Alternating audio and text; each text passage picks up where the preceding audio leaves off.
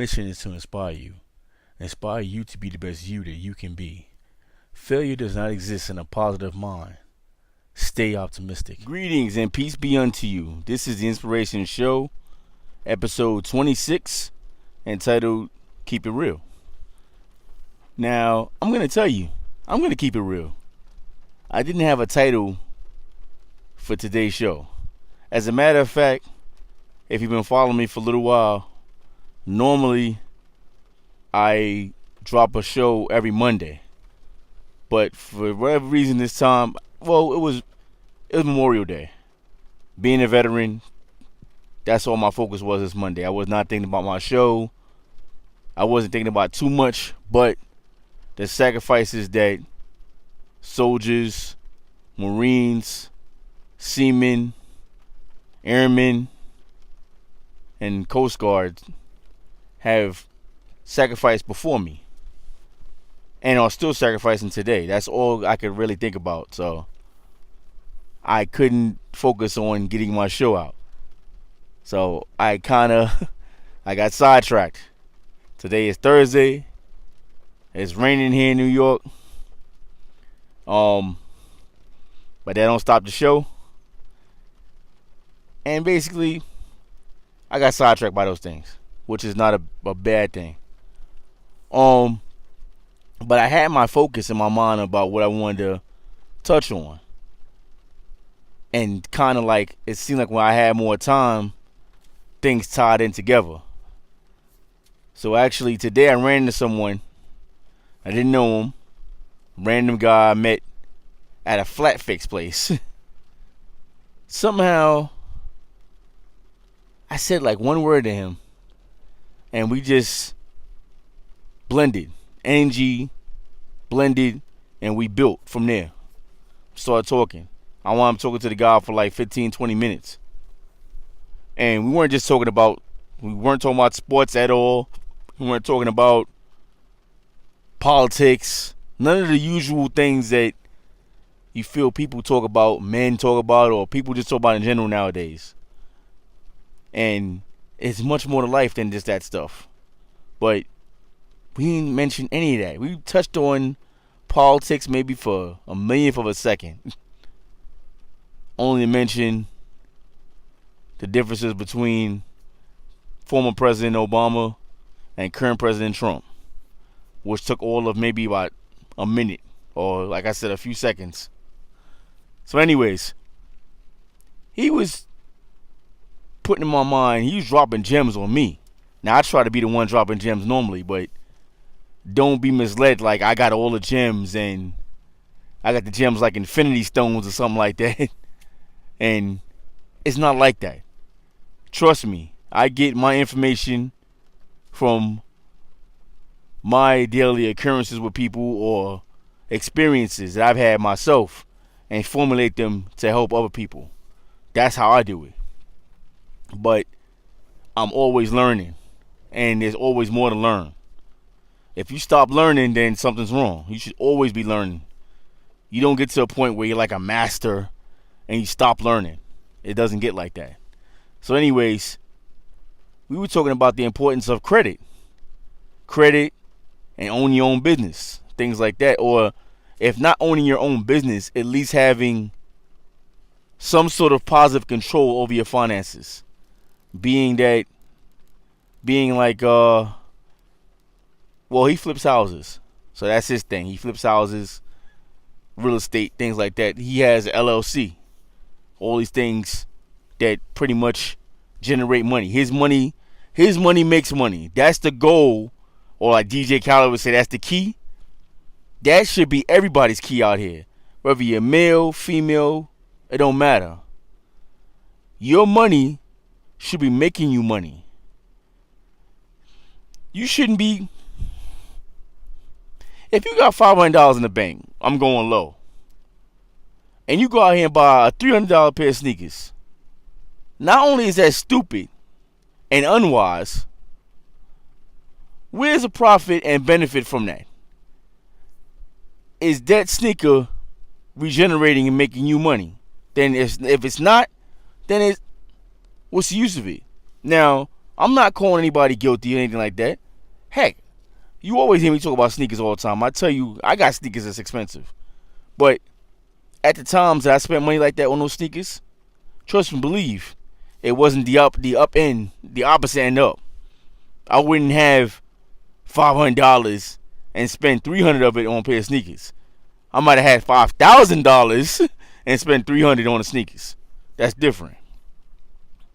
But still, you should be on the up end of things at all times. Your money should be way more than what you're spending. Not even. You don't even want to have you don't want to have 500 and spend even 100. If you got 500, maybe you should spend 50.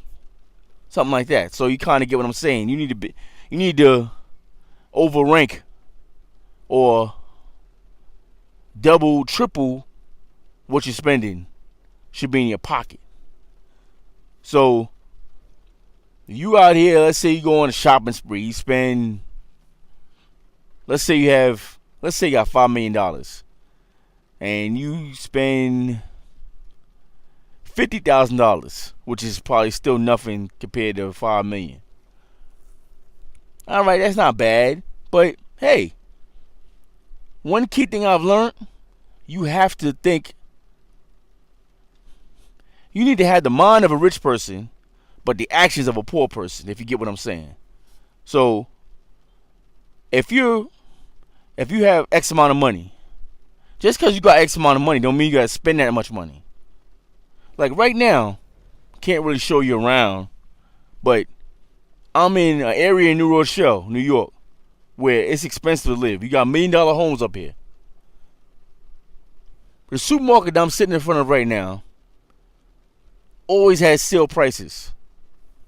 Now, I've even asked them before, is this some sort of gimmick? Or am I just lucky I came up here this time and you got sales? They're like, no, we always have sales. Okay, now, in a rich area, rich neighborhood, why would they need to have constant, consistent sales? Wouldn't you feel you need that in a poor neighborhood? No. In a poor neighborhood, it's the opposite thing around. In a poor neighborhood, you got things all jacked up, spending extra money on stuff. Matter of fact, I went in Scarsdale, New York, filled the gas in my car before, and paid $2 less than in the actual hood project area you want to call it. Why is that? They can afford to pay whatever in Scarsdale. So why in the hood in the Bronx you got to spend more money? It's because this is the effect to keep you down. People don't see that because, now I ain't gonna say everybody. Some people actually see the effect of this and they act on it and they know what to do. But you got some people out here that is looking for a handout. Stop looking for handouts. You go out there and you get yours. The same aggression you have towards, oh, the cops always bother me, or the ops and all this other day and all this other crap that people be saying, put that same energy towards getting out of the area, for one, and two, use that same energy to get what you getting out here for yourself and for your family, because that's what matters. Don't worry about what everybody else is doing around you. The world will spin. The world is spinning right now, with you standing on it, and the world will still spin with you laying underneath the ground. This world's gonna still keep spinning. So nothing will change as far as what goes on normal in life around you. It's up to you to control what you do in the smaller circle of life. So in the big circle, things are going on. In a smaller circle, you need to concentrate on what you're doing in that small circle. That's what's important. Never mind about what's going on around you. Don't worry about all of that. Because what's going to happen out on the outside is going to happen regardless. You can't control that. You can only control what's going on in your circle.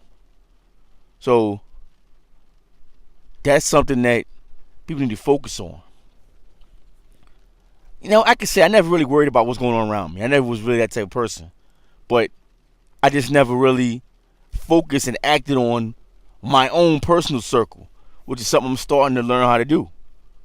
Over the years, I'm learning how to control my circle and worry about my circle more than what's going on around me. For instance, I was gonna mostly put this whole show on Bill de Blasio because I don't care for the guy, and it's not like I don't care for him because he's white, or don't care for him because he's tall, or don't care for him because he's the mayor. It's beyond all that. I don't care about none of that. You could ask anybody. I don't care about color. To me, if you an idiot or a goofball, you could be green, black, white, blue, red. I don't care what color you are. A goofball is a goofball in my book. I don't need race and color to back my opinion. So, what we saying that is basically, here it is. He's running for president. Now, I'm going to get back to what, well, I'm going to tie all this in how I'm saying this, like the title is called Keep It Real. And basically, I've been keeping it real with you this whole time. Anyways, but I'm going to keep it real about him. His whole thing with this presidential, quote-unquote presidential run, I believe, is an alleged cover-up for all the money that he's been embezzling. Him and his wife. They were giving money, donated or however they got the money. Supposed to be opening up different programs for the homeless. They've done nothing. They've done nothing at all. But the money is gone. And if it's not going, they got it somewhere real safe where they know about it. Because it ain't no show worth it. Like there's no nothing to show for it. I still step over people in the street. Not saying I do it on purpose. I'm saying that there's still homeless people all over the place in New York. I took the train the other day into the city. Plenty of homeless people on the train. There was a guy on the train. He was rapping on the train. And funny thing is, I thought to myself, you know what? This guy's on the train rapping for whatever he can get from people. Dollars, coins, whatever. He sound about half better than most of these latest artists that's on the radio right now. And the sad thing about it is, besides that being the truth, that's the way we're going to take rap back. Because rap is out of control for real. Like that, it's not even worth listening to right now. Like, my era I came from, we had real rappers. And it was like, even people who were trying to come out, that were in the streets, that had street cred, they were just as good as the rappers that were out. Now, you want the street rappers to come out because these street rappers rap way better than the garbage that's on the airs. For the first time last night, I can say I listened to Hot 97 just by chance. I really don't listen to Frontmaster Flex played a song called Swag Surf or whatever. I think that's what it's called. Older song. He said the song was trash and the song was garbage. I can't say I've ever really totally agreed with Frontmaster Flex.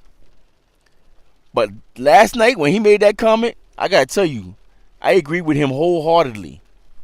Because I think the song is trash. And like he said, the only reason why he plays it is because it's popular in the club and everybody seems to jam to it when he plays it. So he's going with the flow. But objectively, I feel like at this point in your career, Frontmaster Flex, don't worry about trying to appease everyone. You should be stepping out on a limb right now. And just say, hey, look, you thought it was trash, don't play it. That's the way things used to be. Back in the days when we had real DJs who were not going to stand for the BS out here. If your stuff was whack, it was not getting no airplay. They're going to probably even hand it back to you if they don't just break it over your head. We're not going to do that. We're not going to be out here playing whack music because you're jamming to it, and your little set of 5 boys that roll with you are jamming to it. It don't work like that. We gotta have something that is universally accepted by the masses, and that's how that works. Then, of course, what later on started after that was a payola. People were paying the DJs and all that, allegedly, to play their stuff. And when you think about it, is that really the right way to go? Because now you're force feeding people to like somebody who they would have no particular desire to listen to. I'm going to put, for example, the Old Country Road, I think it's called, by Lil Nas X. I don't like it. Shoot me. I don't like it. But you got all these people out here that going crazy. My kids love it. Oh, so great song. What's so great about it? First of all, let's start with his name. Yeah, he tried to say, he like Nas and all that. You don't steal names. I don't know where this thing started. Actually, going back a little bit, I believe it started with Lil Wayne. And then after Lil Wayne, he had all these littles out here. Little Pump, little this, little that, little that. When I listened to rap back in my day, even though it's not that far back, no one tried to be like the other person. Everybody wanted to have their own uniqueness, and people didn't even want to sound alike. That was taboo. You couldn't even have 2 rappers that sound the same way. So why even try to dare have the same name? You got to be out of your mind. But anyways, back to what I was saying with Bill de Blasio. So he's trying to run for president, and I think the whole reason why he's running for president is to cover up his dirt. Because in being a president and running for office, he's getting his name out, getting recognition, things like that. Whoever don't know him will know him now for sure. He's cruising around the whole country, and people start to find out just who he is. So once they get word of who he is, then now maybe he may gain some supporters, or whatever the case like that. Now, what's going on with this thing here? He may gain some supporters that way. I'm never going to support the guy. I don't care what he does. This guy can stand in the middle of Harlem and hand out turkeys. I'm not jacking it. I don't care what he does. In my book, he's done off already. He was done off a long time ago. But what people got to stop doing is allowing these criminals to get in office. I mean, point blank, the politicians are going to do what they're going to do. You can't control what they're going to do. They'll tell you literally anything anyways just to get in office. So he's going to promise you the world because that's part of the agenda for them. They say we're going to do this, we're going to do that, whatever. And then once they get in office, they forget the whole thing. Everything is out the window.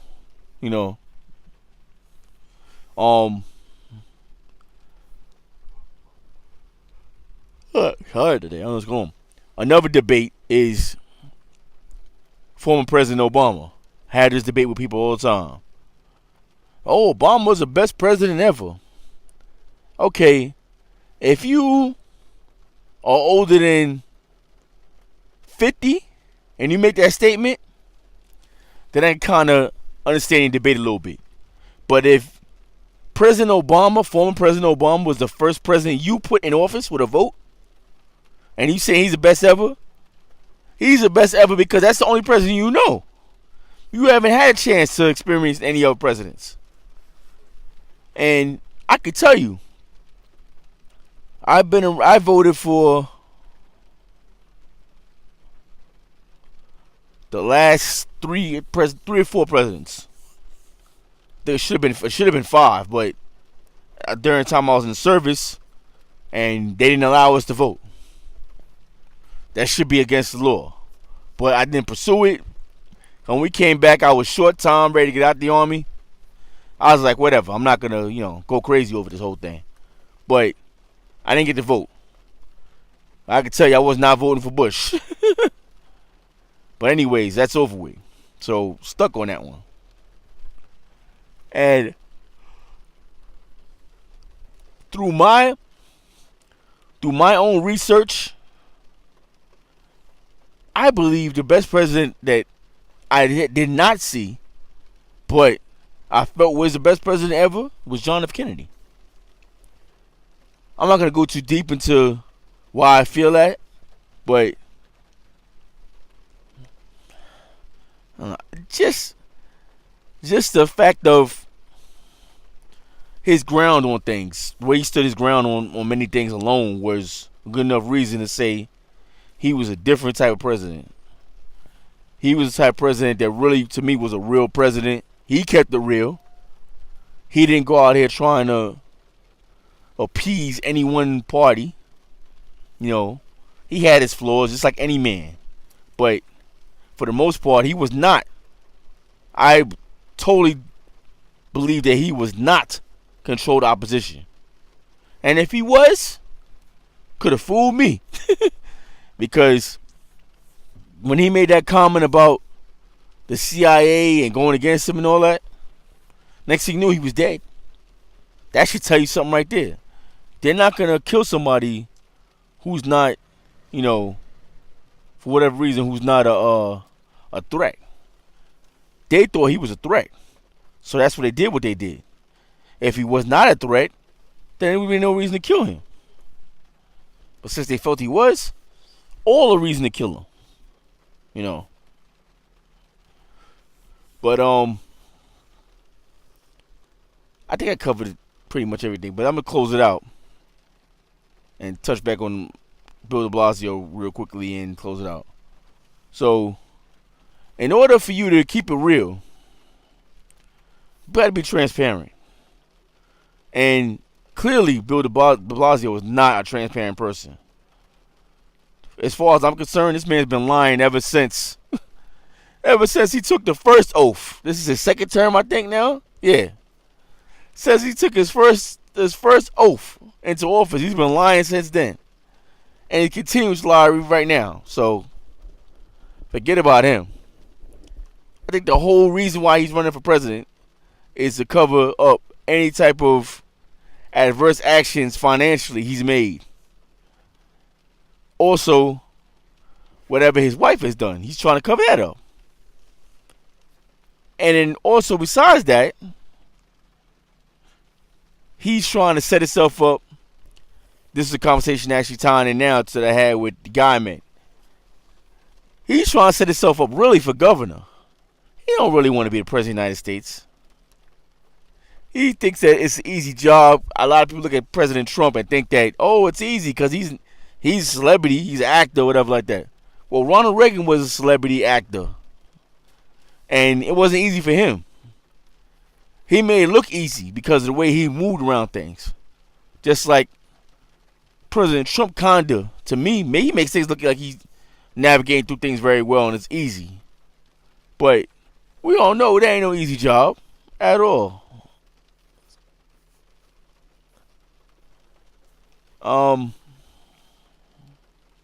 Yeah, that's about it. Cover this about it. I thank you for your time tonight.